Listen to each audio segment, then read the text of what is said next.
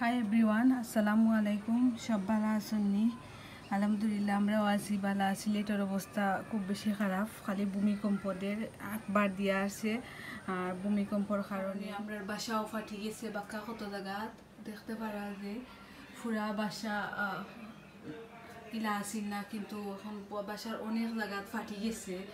দেখতে পারা আপনারা ক্লিয়ার দেখাইতে পারলাম না আমি।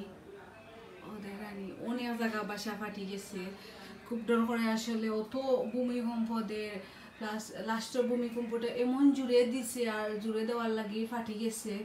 আমরা 2টা রুমর প্রায় ওয়াল ফাটিছে, ও দেখতে পারে আরো সাইড ফাটিছে। আসলে অত বেশি ডর করছে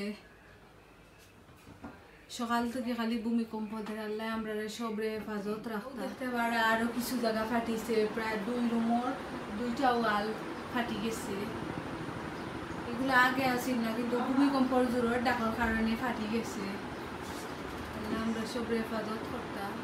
ক্যামেরা আমাদের ক্লিয়ারলি বোঝা যায় না, কিন্তু বাস্তবে অনেক বড় আর কি ফাট একটা।